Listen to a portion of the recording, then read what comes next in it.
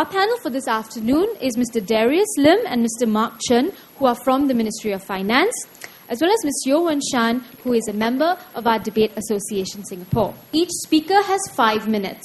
I'm going to ring the bell once, at 30 seconds, and at 4 minutes and 30 seconds. Now this signals the beginning and then the end of the POI zone, which is the zone in which speakers on opposing teams can offer points of information or interruptions to the speaker on the floor.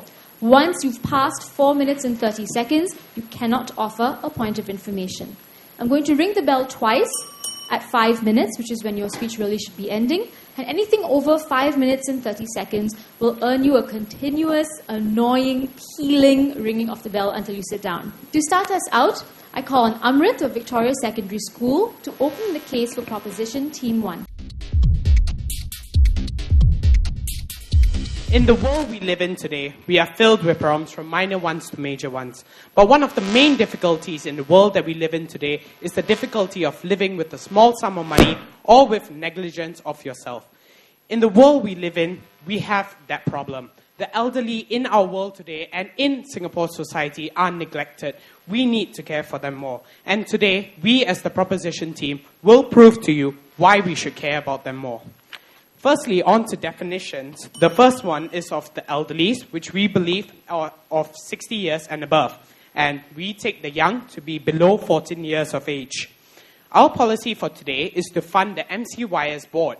This MCYS board will then be advised by us to engage in activities such as fundraising events and also to help provide them with funds which they can use to organize activities and build more facilities for the elderly. Now on to clarifications for our debate for today. The proposition would like to clarify that we do not neglect the young, but basically we would like to help the elderly more, which is a pressing and more vital issue in the world we live in today. Our criteria for today is, do the benefits of helping the elderly provide more benefits for the country than helping the young? We, the proposition, believe the answer is yes, and by the end of today's speech, you will agree too.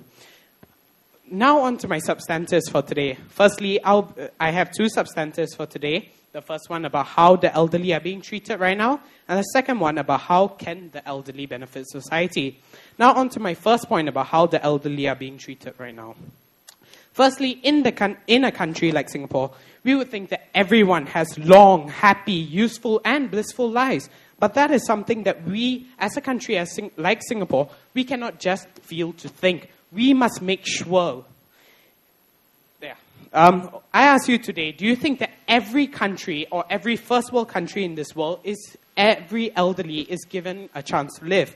For example, in USA, No, sir. No, ma'am. There are examples of people who are purely neglected. They are unable to get their funds, and slowly they're left out helpless, and also they're just become useless. They are unable to, no, ma'am.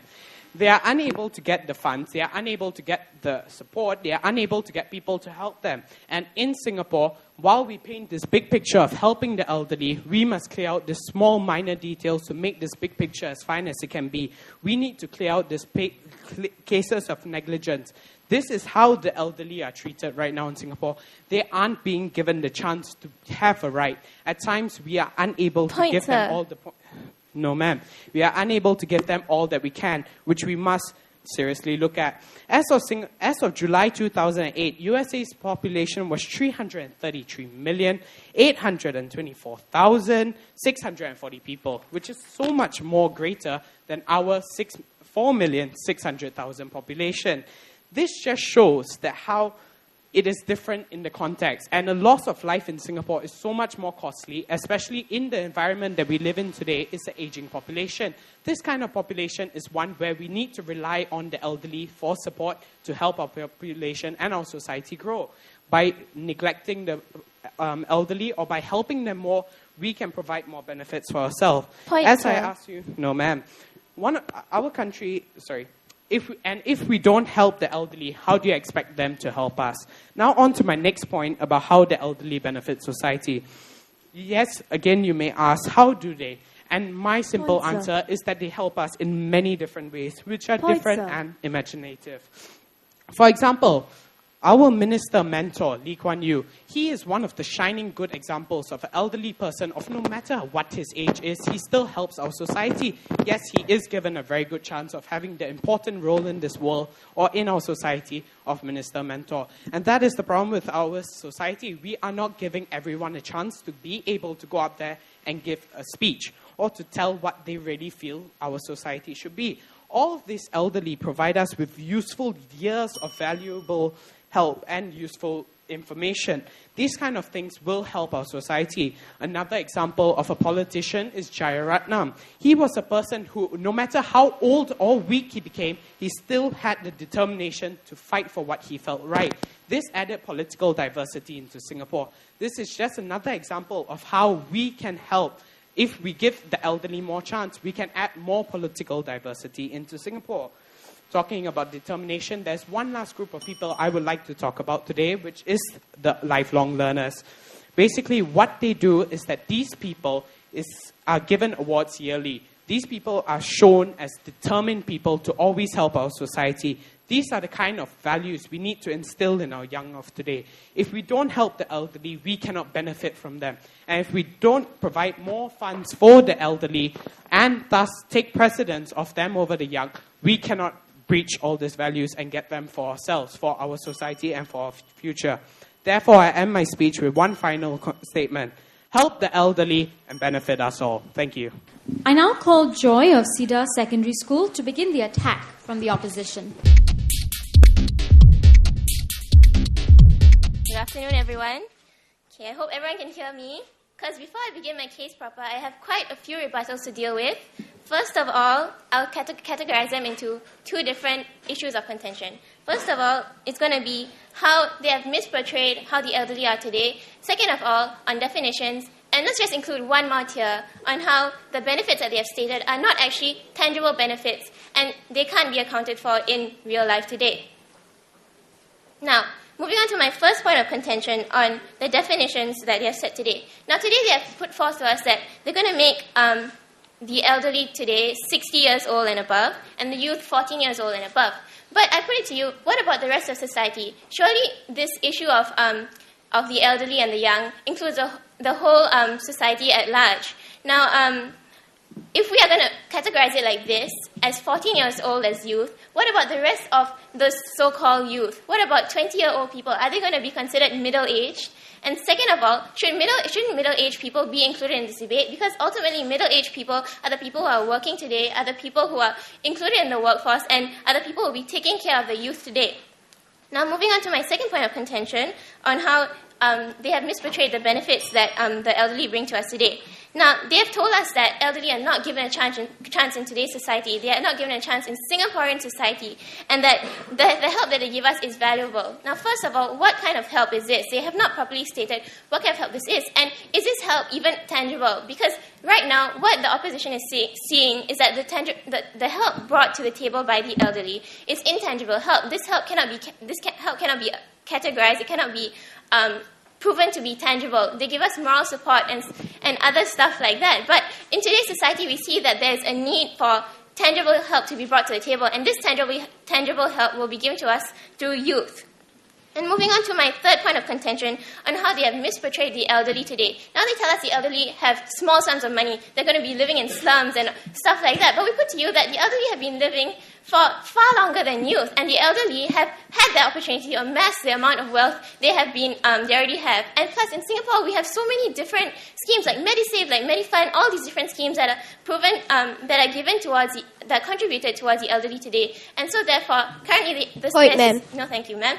There's sufficient evidence to show that the needs of the elderly are currently being taken care of. Now, I would like to move on to my case proper. Today, the opposition would like to point out a few clarifications. First of all, being that the op today would not like to disregard the needs of the elderly. We're not saying that we're going to disregard the needs that the elderly require. We're not going to just leave them out there alone and just take care of the youth. Second of all, we're going to prove that the needs of the young may not always take precedence, but most of the time they do take precedence. And third of all, we're going to say that it's not really possible to say that the needs Point, of ma'am. no, thank you, ma'am. It's not really possible to say that the needs of the elderly and the need is more important than the needs of the young, because both groups have different needs altogether, and it's hard. In fact, it's very hard to prove that which one takes over which. So now, moving on to my case divide today, I, as a first speaker, will be talking about the social aspect of this motion, and Jolene, my second speaker, will be talking about the economic aspect of this motion. Moving on to my case proper. Today, I'll be dealing most of all with education, which is one of the most important needs of the youth today. Now, what happens to you as you're a youth will directly impact you as you're an adult. To give you an example to illustrate this, we look at the Mumbai bombings. These were 18 to 25-year-old people who are generally considered young and who are taught from a young age, before they were even 14, that what they were doing during these bombings was the right thing to do. Now, what we can see from this is that what you learn when you're young may, in fact, impact you when you grow up. We acknowledge that sometimes the elderly may have parts to play in creating social unrest in society, but we do say that it is the youth that need to be started off from the beginning to be shown that they need education. Okay, now, what does education give to the youth today? Now, education will result in a higher level of acceptance, which is necessary, and it will also result in a higher level of understanding. Because as you are educated, you become more cultured and you are more aware of what is going on in your society. Most importantly, education will create jobs. And jobs is what youth today need, because as social educators and as student councils, we want our youth to be employed, and we want our youth to be understanding, and we want our youth to be able to be employed into the workforce, so in future they can contribute to the economy, and the economy can grow, and altogether, all of this will help us all together as we want to help the whole society, which includes the elderly. So today we're not going to disregard the needs of the elderly. Now, moving on to my second point on how this will create a sense of identity and morals. As a youth, you're in a crucial stage of your development, and you cannot be afford to be put second in priority. So therefore, since this education that we're going to instill in the youth will help them in the long run, today, just go with the opposition. Thank you.